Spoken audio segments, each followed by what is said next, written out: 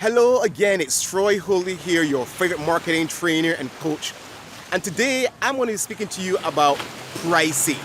Yes, one of the challenging areas that many entrepreneurs and budding entrepreneurs face when it comes to marketing is going to be strategies and tactics that you can use as an entrepreneur, a budding entrepreneur, small business owner, to help you to get the right price for your product.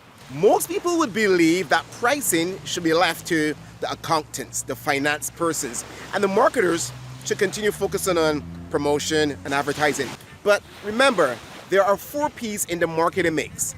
There's product, there's place, there's promotion, and there is price. So that means that marketers have a role to play when it comes to pricing. And I've seen many entrepreneurs struggle because they're not sure how to price. They are afraid that they are pricing too high or they're pricing too low. Do you know the struggle? I've seen some individuals who are fantastic at what they do.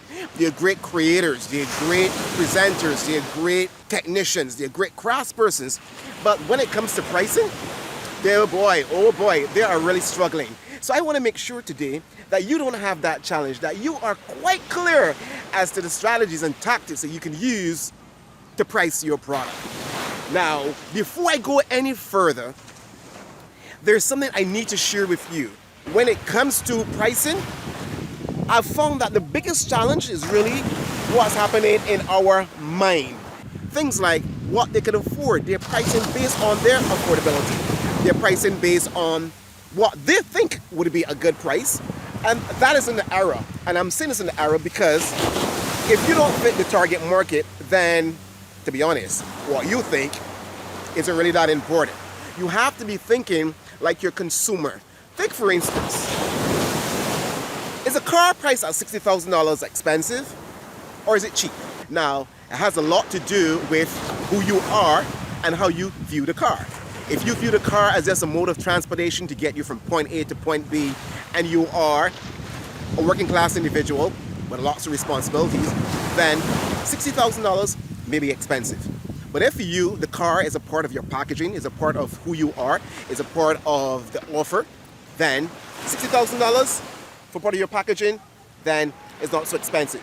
Especially if you are earning a couple of $1 million. So the first thing that you need to do is to get out of your own way if you want to be successful when it comes to pricing, when it comes to selling your products.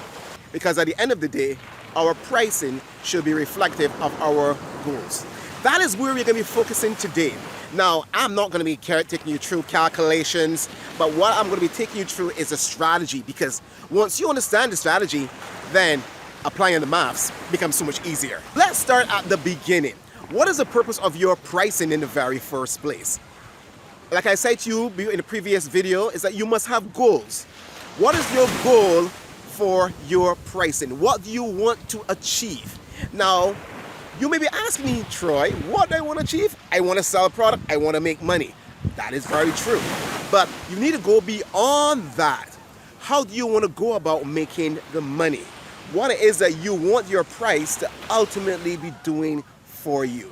So here are some strategies that I've used with my clients over the last 25 years to help them when it comes to pricing. So take for instance that you're entering the market, you're a new entrant, it's a highly competitive market, there are lots of offers and lots of similar pricing. What do you do in a situation like that? One of the very first strategies that so many entrepreneurs use, and if you've already priced, it's highly likely that you have used this very strategy, and this is the cost plus strategy. It's self-explanatory. It's the total cost plus what you want to have as extra, whether it's a margin, whether it's profits, whatever extra you want to have beyond what it's going to cost you to produce your product or your good, service, offer, idea. Okay, so how do we even get to understanding what the cost is going to be? Now, I hope you're recognizing that there's a difference between the cost and the price. The cost is the total expenses that you're going to incur as you produce your offer, your good or your service. And this you're going to have fixed expenses, you are going to have variable expenses. And we're talking about the cost of the things that your inputs. So let's take, for instance, you're making smoothies. Yes, I like smoothies. And all of your variable expenses are going to be the ingredients.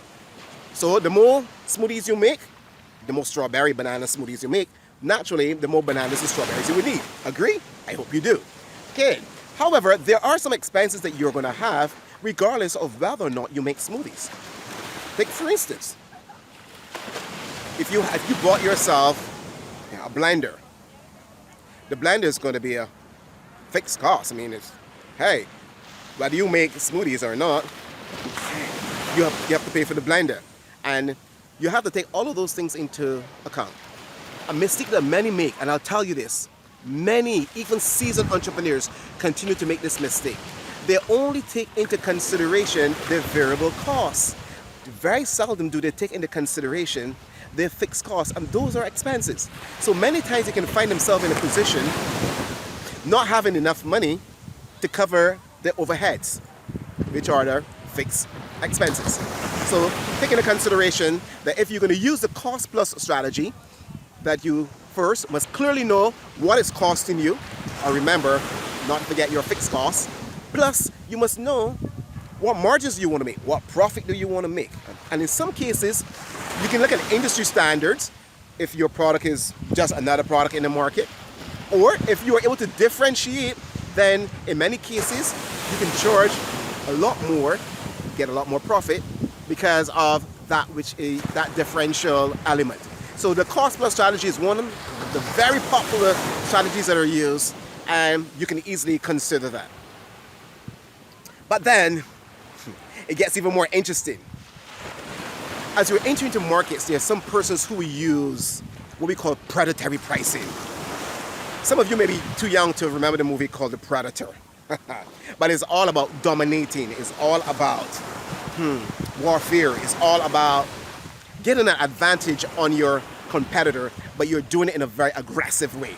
So with predatory pricing, what the strategy here is to come into the market and to, especially if it's a very price sensitive market, and you drop your prices so low that the competitors really can't afford to compete. And in some instances, they're driven out of the market, or they're driven down in the market where they're less relevant.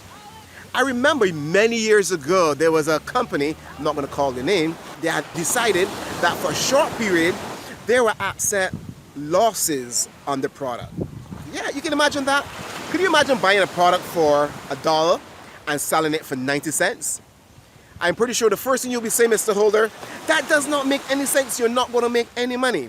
But the strategy here was to drive the competitors out of the market so that when now they're the only or the major player, then they raise their prices way more than $1, and they're then able to recuperate the losses that they have incurred. This is not a strategy for the faint-hearted, nor a strategy that I would really advise for entrepreneurs unless you have a substantial amount of money to cover those losses during that period. So that's the second strategy I want to take into consideration, predatory strategy. But then there's more. Now, Troy Holder, the marketing expert, I'm all for value-based pricing. With value-based pricing, it is no longer just about the cost of the product.